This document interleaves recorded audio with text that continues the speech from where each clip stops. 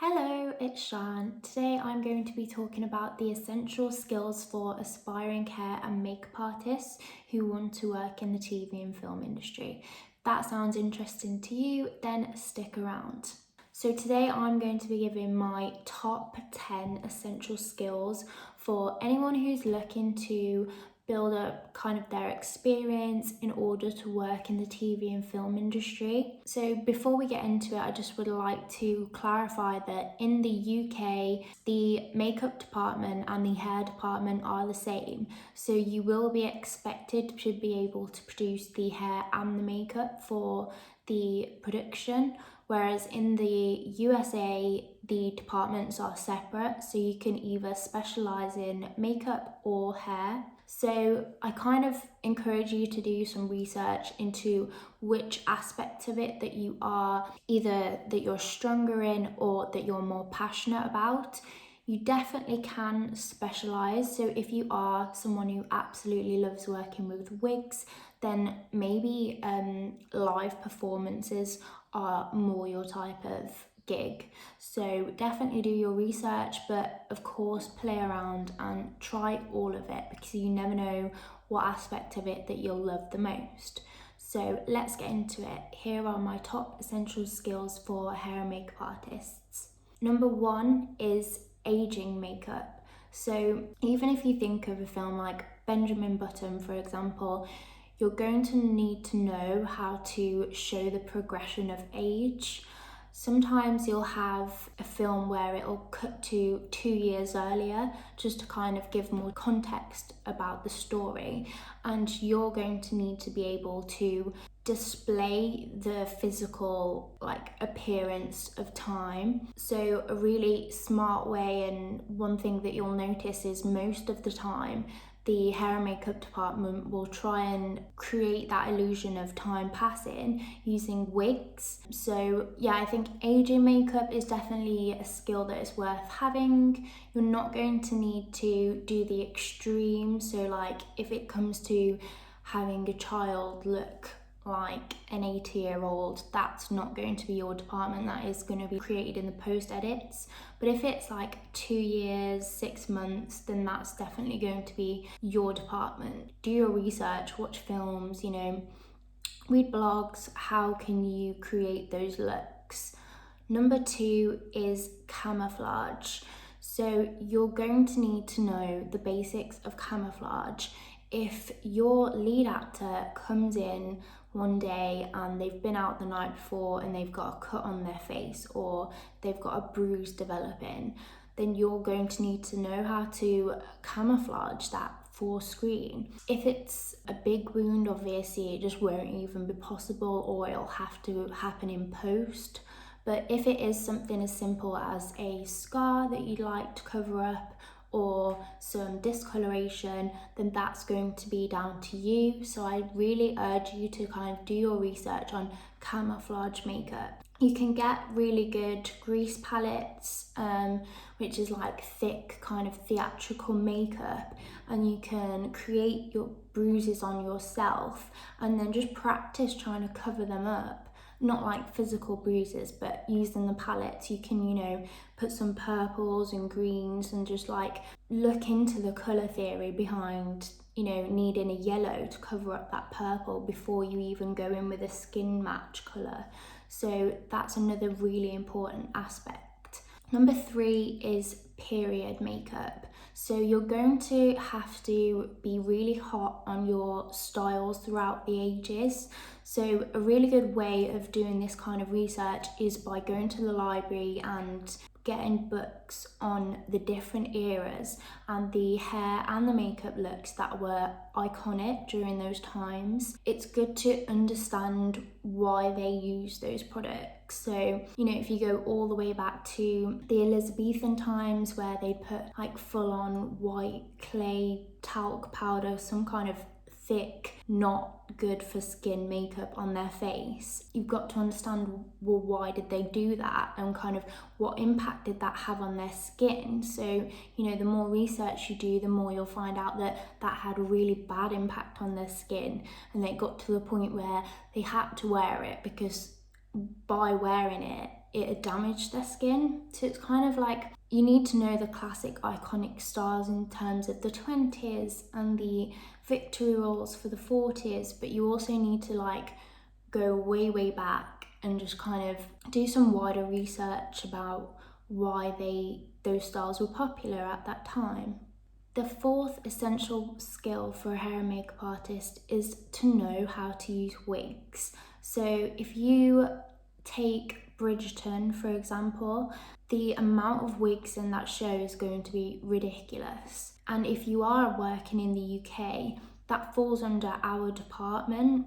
So you're going to need to know how to take care of the wig in terms of, these are really expensive pieces of equipment. They're not, they're not cheap at all. They do cost a lot of money. A lot of them are custom made for the actors, and you may not have many replacements. So it's good to know how to apply the wig safely, how to remove the wig, how to clean the wig and prep it for the following day, as well as how to like style and possibly even cut the wig. Number 5 is basic skincare. So as the makeup artist, you're going to be prepping the artists every morning.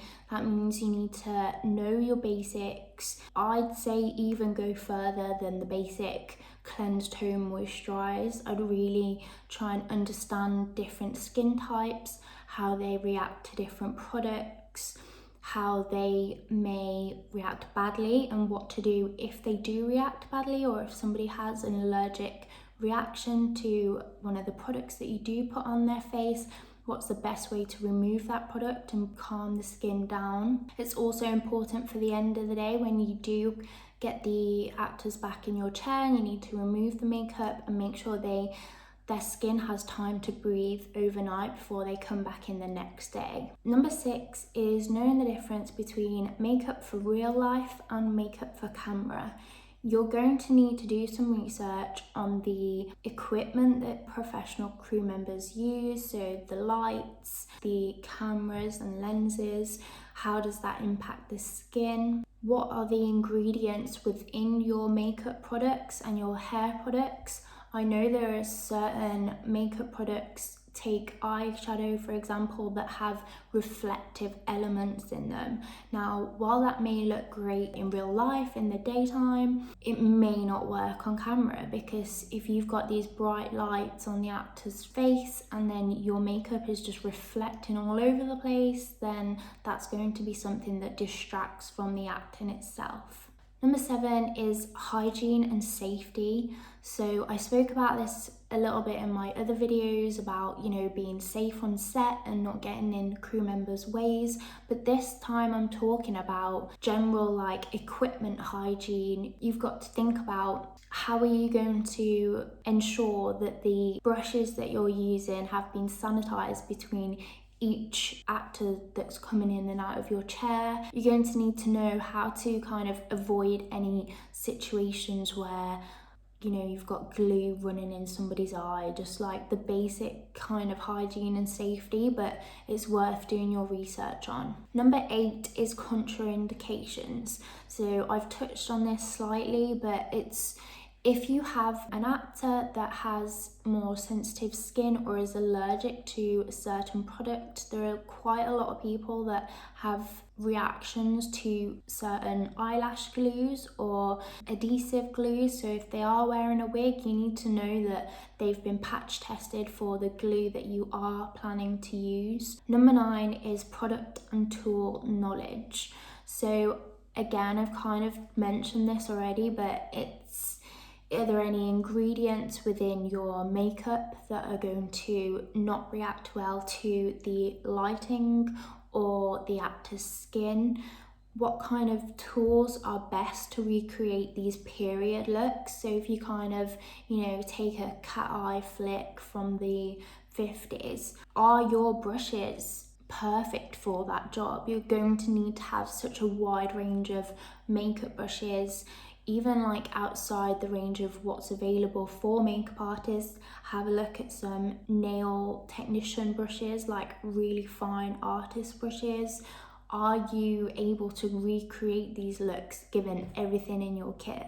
And number 10 is male grooming. So this is one that's really undervalued, I feel. People just think that being able to do a man's makeup is going to be a lot easier because he won't be wearing a lot, but there are so many things in terms of you've got to think about shaving their face on a morning. You've got to think about, are they going to have stubble showing towards the end of the day? Even though they're not going to be wearing a lot of makeup, do they have an especially oily face?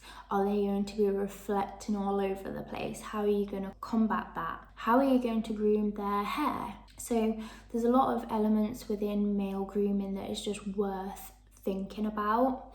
And one thing I'd really recommend is heading to Amazon or wherever you can get them, but buy yourself a dolly head. So I'd get a female with like long hair, and then I'd get like a male dolly head with shorter hair, and just like practice different styles and take some photos and kind of create a bit of a record for yourself of how long it took you to create these looks and what products you used.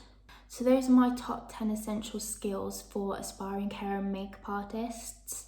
The next thing I want to talk about are just 3 skills that are really good to have. You will be able to work on a production without them, but it's always good to kind of stand out in a crowd. So the first one would be barbering skills.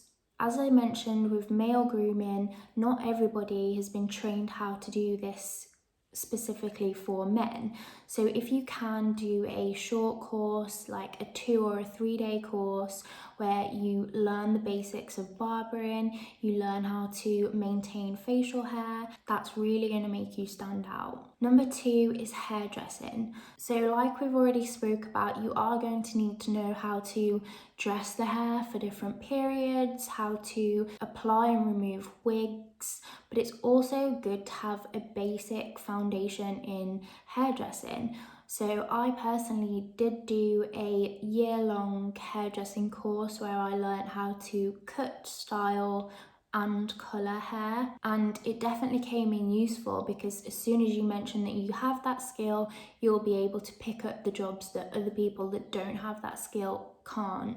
So it's definitely one that I would recommend if you are long-term looking to stay in the industry. And number 3 is a foundation in beauty. If you are quite young, like you're 16, 17, and you're really thinking that this may be an option for you, but you really want to kind of do some more research, then jumping on a beauty degree or beauty foundation course isn't a bad thing to do. So now that I've given you all of the essential skills for aspiring hair and TV makeup artists, I just wanted to mention 6 things that aren't skills, but they're more like personality qualities that will really make you stand out and succeed in the industry. So number 1 is having good manners. You're going to be working with a lot of people, a lot of talent who may or may not have bigger than normal egos, and you're going to really need to know how to and when to hold your tongue. You know, when is something appropriate? If somebody's sat in your chair and you've only known them for 5 minutes, is it a good time to make a off-the-cuff joke, or should you probably keep that to yourself? You've got to be able to make those judgments quickly. And number 2 is time management. So this is just an essential for anybody who wants to work in TV and film, regardless of department.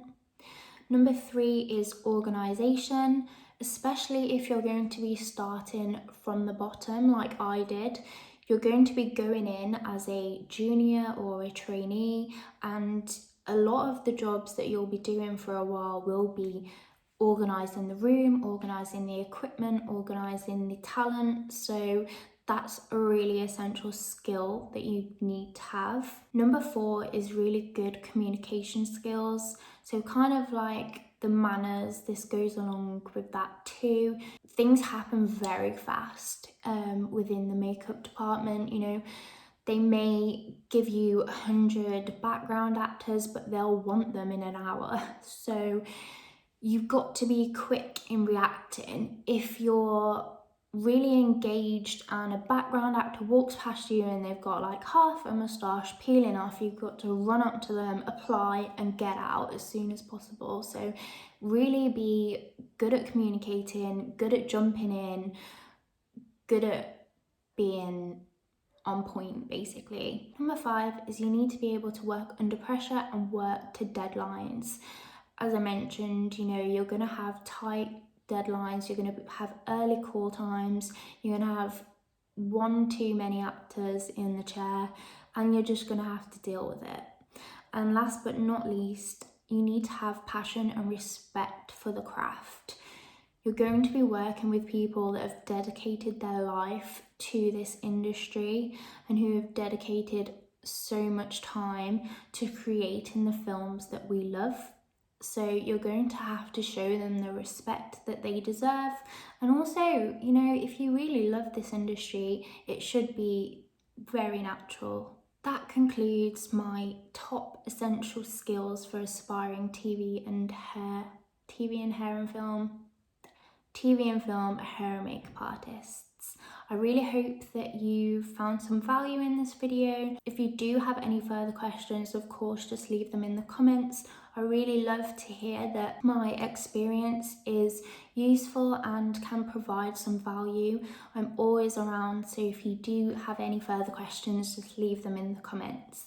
Thank you for watching and I'll see you next time. Bye bye.